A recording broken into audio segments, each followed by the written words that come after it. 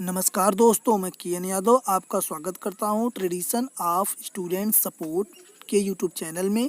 दोस्तों, इस वीडियो में हम आपको बताएंगे रीजनिंग के अति महत्वपूर्ण प्रश्न दोस्तों जो आपके आगामी सभी परीक्षाओं के लिए बहुत ही महत्वपूर्ण है।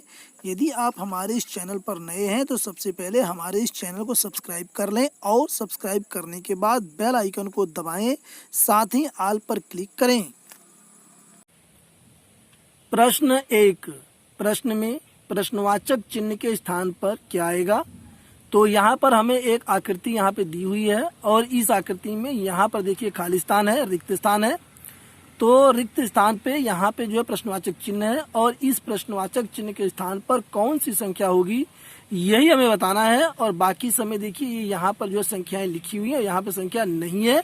तो यहाँ पर 4 विकल्प है। पहला विकल्प है 66, दूसरा विकल्प है 68 और तीसरा विकल्प 70 और चौथा विकल्प 72। तो इन चारों विकल्पों में से एक विकल्प सही है और हमें यह बताना है कि कौन सा विकल्प सही है। तो आइए देखते हैं यहाँ पर आंसर। सबसे पहले हम यहाँ पे देखते हैं कि जो यहाँ पे 7 है, यदि हम 7 में 2 की गुणा करते हैं, 2 इसमें हम जोड़ देते हैं तो 7 दूनी 14, 2 16, यानी कि अगली वाली संख्या जो है ये आ जाती है। इसी प्रकार यहाँ पे देखिए 16 में और 16 में हम 2 की गुणा करते हैं, 2 इसमें हम जोड़ देते हैं तो 16 दूना 32, 2 34, यानी ये संख्या आ जाती है हमारी। इसी प्रकार देखिए दोस्तों यहाँ पर ये 34 है और 34 में हम 2 की जब हम गुणा करेंगे और 2 इसमें हम जोड़ देंगे तो हमारे पास यहाँ पर आ जाएगा 70, यानी कि क्वेश्चन मार्क के स्थान पर 70 है। जो यहाँ पर प्रश्नवाचक चिन्ह है यहाँ पर 70 है, लेकिन इसको हम आगे भी चेक कर लेते हैं कि सही है कि नहीं। तो आइए देखते हैं। यदि यहाँ पर 70 है तो हम करेंगे 70 गुणा 2 और प्लस 2, तो यहाँ पे हो जाएगा 7 दूनी 14, यानी 140 और 2 42, यानी कि 142 यहाँ पे हो जाएगा जो है, जो कि एक करेक्ट यहाँ पर बैठ रहा है। इसी प्रकार इसको चेक करते हैं हम। यहाँ पर 142 गुणा 2 प्लस 2, जब इसको हम करते हैं तो 2 दूना 4 और 2 चौके 8 और 2 एकम 2 और 2 इसमें हम जोड़ देंगे तो यहाँ पे हो जाएगा 286, जो कि यहाँ पर दिया हुआ 286 एकदम करेक्ट बैठ रहा है। तो यहाँ पर ये क्लियर हो गया कि क्वेश्चन मार्क के स्थान पर जो है 70 है, यानी ये हमारा जो ये आंसर है ये हमारा सही है 70। अतः प्रश्नवाचक चिन्ह के स्थान पर 70 है। अब हम विकल्प चेक करते हैं। तो पहला विकल्प हमारा गलत है जो कि 66 है, दूसरा विकल्प 68 है, ये भी गलत है, तीसरा विकल्प 70 जो तीसरा विकल्प है यही हमारा विकल्प सही है और चौथा गलत है। तो आपने देखा कि विकल्प हमारा जो तीसरा है जो 70 आया है वही हमारा करेक्ट है, यानी कि प्रश्नवाचक चिन्ह के स्थान पर जो है 70 होना चाहिए और 70 है। इसी के साथ हम लेंगे क्वेश्चन नंबर 2। प्रश्न 2, प्रश्न में प्रश्नवाचक चिन्ह के स्थान पर क्या आएगा। तो यहाँ पर एक आकृति यहाँ पे दी हुई है और आकृति में ये खाने बने हुए हैं और जिनमें ये संख्याएं लिखी हुई हैं और यहाँ पर जो है क्वेश्चन मार्क लिखा हुआ है, यानी कि प्रश्नवाचक चिन्ह है। तो प्रश्नवाचक चिन्ह के स्थान पर कौन सी संख्या आएगी। यहाँ पे 4 विकल्प दिया हुआ है। 4 यहाँ पे पहला विकल्प है, दूसरा 72, तीसरा 305 और चौथा 343। तो 343 है चौथा विकल्प और इन चारों विकल्पों में से कौन सा विकल्प सही है यही हमें बताना है। तो आइए देखते हैं कैसे इसमें पता चलेगा आंसर। और इसमें हम देख रहे हैं सबसे पहले यहाँ पर ये जो 8 है, यानी कि ये जो 8 है ये 2 का यहाँ पे क्यूब है। तो 2 गुणा 2 गुणा 2 यदि हम करते हैं तो 2 दूना 4 और 4 दूना 8, इस प्रकार से 8 यहाँ पे आता है। इसी प्रकार ये जो है 27 है, ये यहाँ पर जो है 3 का क्यूब है, 3 गुणा 3 गुणा 3, यानी कि 3 त्रिका 9, 9 तिया 27। इसी प्रकार जो है अगली संख्या जो है वह 4 का क्यूब होनी चाहिए। आइए चेक करते हैं। तो 4 का क्यूब इज इक्वल टू 4 गुणा 4 गुणा 4, 4 चौके 16 और 16 चौका 64। इसी प्रकार अगली संख्या 5 का जो है क्यूब होनी चाहिए, इसे भी चेक करते हैं। 5 का क्यूब इज इक्वल टू 5 गुणा 5 गुणा 5, 5 पंजे 25 और 25 पंजे 125। इसी प्रकार अगली संख्या ये जो 216 है ये जो है 6 का क्यूब होनी चाहिए। तो 6 गुणा 6 गुणा 6, तो यहाँ पे हो गया 6 छंग 36, और फिर हम 36 में 6 का गुणा करेंगे तो 6 छंग 36 की 6, हासिल लगा 3, और 6 18, 18 3 21, यानी कि 216 एग्जैक्ट हो गया, यहाँ पे सही बैठ गया। तो इसका मतलब ये है कि जब ये 8 जो है 2 का क्यूब है, 27 3 का क्यूब है, 64 4 का क्यूब है, और 125 5 का क्यूब है, 216 6 का क्यूब है, तो इस प्रकार जो है जो ये क्वेश्चन मार्क है यह 7 का क्यूब होना चाहिए। आइए चेक करते हैं। 7 का क्यूब इज इक्वल टू 7 गुणे 7 गुणे 7। जब इसको हम गुणा करेंगे तो यहाँ हो जाएगा 7 7 49, 49 गुणे 7, तो 7 9 63 के 3, और यहाँ पे हासिल लगा 6, तो यहाँ पे हो गया 7 चौक 28, 28, और यहाँ पे 2 हो गया 30 और 4 34, यानी कि आ गया 343। तो यहाँ पर आकृति में प्रश्नवाचक जो यहाँ पे चिन्ह बना हुआ है इसके स्थान पर 343 संख्या है। तो यहाँ पे विकल्प हम चेक करते हैं। पहला विकल्प 4 गलत है, दूसरा विकल्प 72 ये भी गलत है, तीसरा विकल्प 305 ये भी गलत है, और चौथा विकल्प 343 यही विकल्प जो है हमारा सही है, करेक्ट है। और इस प्रकार जो है प्रश्नवाचक चिन्ह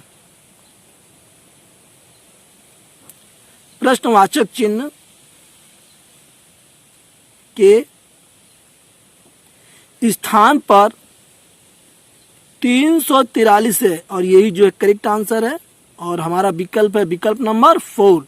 तो अब हम चलते हैं अपने अगले प्रश्न की तरफ, प्रश्न नंबर 3। प्रश्न 3, प्रश्न में प्रश्नवाचक चिन्ह के स्थान पर क्या आएगा? तो यहाँ पर हमें ये आकृति बनी हुई है, और यहाँ पे 3 आकृतियां बनी हुई हैं। तो यहाँ पर ये आकृति में पूरी संख्याएं भरी हुई हैं, और दूसरी आकृति में भी है, और तीसरी आकृति में हम देखते हैं कि यहाँ पर जो है प्रश्नवाचक चिन्ह है, इसके स्थान पर कौन सी संख्या आएगी, यही दोस्तों हमें बताना है। तो यहाँ पे पहला विकल्प है 1, दूसरा विकल्प है 2, तीसरा है 6, और चौथा है 10। तो आइए देखते हैं सबसे पहले यहाँ पर आंसर। और यहाँ पर देखिए सबसे पहले हम क्या करेंगे, यहाँ पर देखिए यहाँ पर 3 का वर्ग प्लस 6 का वर्ग, यानी ये जो 3 है ये जो 6 है, ऐसे 3 का वर्ग और प्लस जो है 6 का वर्ग, दोनों का वर्ग करके हम जोड़ लेंगे, और इसमें से हम घटा देंगे 2 का वर्ग प्लस 4 का वर्ग, यानी ये जो है ऐसे 2 का वर्ग और ये 4 का वर्ग जोड़ के हम घटा देंगे। आइए देखते हैं। तो यहाँ पर 3 त्रिका 9 और 6 छंग 36, माइनस ब्रैकेट में 2 दूनी 4 और 4 चौके 16। तो यहाँ पे हो गया 9 6 15 के 5 और 3 1 4 45, माइनस और 16 4 20, यानी कि आ गया 25। तो इस प्रकार जो है आपने देखा कि इस तरीके से जो है जो बीच वाली संख्या है 25 वो आती है, यानी कि ये जो संख्या है 3 का वर्ग और इसमें हम जोड़ देंगे प्लस जो है 6 का वर्ग, और फिर इन दोनों के जोड़ में से हम घटा देंगे 2 का वर्ग प्लस 4 का वर्ग, इनको जोड़ करके जब घटाएंगे तो संख्या हमारी आ जाएगी 25। इस प्रकार तो ये हमने निकाला है पहली आकृति में। किसमें निकाला है? पहली आकृति। ये हमारी है पहली आकृति। अब हम दूसरी आकृति को भी इसी सिस्टम पर चेक करेंगे। तो यहां पर आइए देखते हैं दूसरी आकृति, यहां हेडिंग हम डाल देते हैं दूसरी आकृति, और यहां भी इसी प्रकार से ये देखिए 7 का वर्ग प्लस 11 का वर्ग, और इसमें से हम घटा देंगे 8 का वर्ग प्लस 6 का वर्ग। तो 7 का वर्ग होता है 49 प्लस 11 का वर्ग होता है 121, माइनस 8 का वर्ग होता है, ब्रैकेट इसको बना लेते हैं अभी, 8 का वर्ग होता है 8 8 64 और 6 का वर्ग होता है 36। अब इसको हम जोड़ देते हैं। तो यहाँ पर 9 1 10 के 0, हासिल लगा 1 2 1 3, 3 और 4 7, यानी कि 170, माइनस अब ये 64 36, 6 4 10 के 0 और 36 9 1 10, यानी कि 100। जब 170 में से हम 100 घटाएंगे तो यहाँ पे आएगा 70, यानी हम चेक करते हैं तो ये बीच वाली संख्या जो 70 आ गई सिस्टम पे जो है, यानी कि यही सेम सिस्टम जो है प्रक्रिया इस पर भी लागू होगी। तो आइए देखते हैं यहाँ पर जो है आकृति 3 तीसरी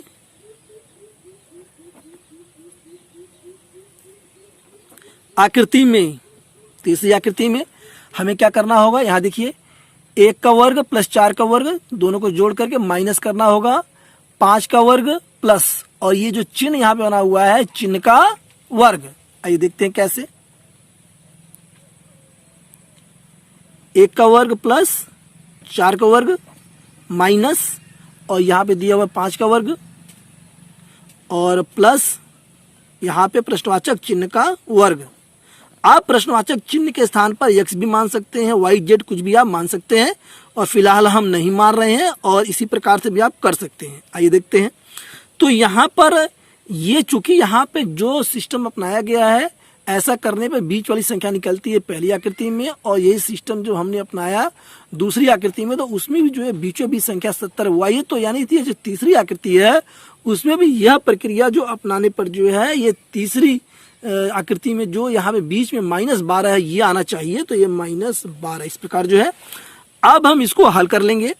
तो 1 का वर्ग 1 होता है, 4 का वर्ग होता है 16, और यहाँ पर जो है ब्रैकेट बना देंगे माइनस, और यहाँ पे 5 का वर्ग 25 माइनस यहाँ पर जो है ये प्लस है, चूंकि ध्यान दें 5 का वर्ग 25 और ये प्लस, और ये क्वेश्चन मार्क यानी चिन्ह का जो है ये प्रश्नवाचक चिन्ह है इसका वर्ग यानी कि स्क्वायर, और इज इक्वल टू -12। आगे 16 एक हो जाएगा 17 माइनस ब्रैकेट में 25 प्लस में, और ये क्वेश्चन मार्क का स्क्वायर, और इज इक्वल टू -12। 17 का हम पक्षांतर कर देंगे तो यहाँ पर हो जाएगा माइनस, और चूंकि यहाँ पर हम देख रहे हैं कि ब्रैकेट में 25 और प्लस में ये क्वेश्चन मार्क का ये स्क्वायर, और इज इक्वल टू -12, और ये 17 का जब पक्षांतर होगा तो ये भी माइनस हो जाएगा।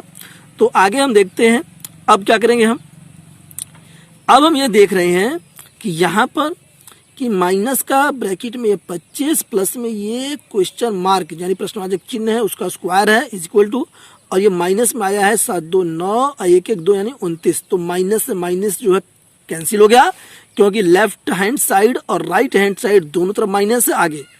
तो यहाँ पे हमें बचा 25 और प्लस में ये क्वेश्चन मार्क का ये होल स्क्वायर, या हम कह सकते हैं प्रश्नवाचक चिन्ह जो है उसका वर्ग है इज इक्वल टू 29 यहाँ पे बचा। अब 25 का हम पक्षांतर जब करेंगे तो यहाँ पे प्रश्नवाचक चिन्ह का स्क्वायर इज इक्वल टू 29 में से 25 जब घटेगा तो यहाँ पे 4 हमें इस तरफ जो है बचेगा। अब हम क्या करेंगे, जो यहाँ पे प्रश्नवाचक चिन्ह है उसका जो वर्ग है ये इधर वर्गमूल में आ जाएगा, तो क्वेश्चन मार्क के स्थान पर 2 आ जाएगा। कितना आएगा 2। चूंकि एक बात ध्यान दें प्लस माइनस, चूंकि वर्गमूल में प्लस माइनस में आता है ये भी हम बताते चले, यहाँ पर ध्यान दें प्लस माइनस में 2 आता है।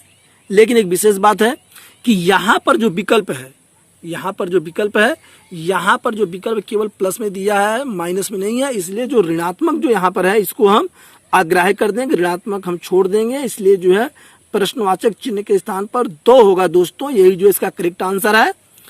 और अब हम विकल्प को चेक करते हैं, तो विकल्प हमारा है यहाँ पे पहला विकल्प जो 1 है ये गलत है, दूसरा विकल्प हमारा सही है जो कि 2 आया है। तो यानी कि ये जो प्रश्नवाचक चिन्ह यहाँ पर है इसके स्थान पर 2 होगा, और ये तीसरा गलत और ये चौथा भी गलत। तो क्लियर आंसर हमारा है, प्रश्नवाचक चिन्ह के स्थान पर 2 आएगा। और इसी के साथ मुझे उम्मीद है कि ये वीडियो आपको पसंद आया होगा। इस वीडियो के पसंद आने पर शेयर, लाइक और सब्सक्राइब करना न भूलें। Thanks for watching.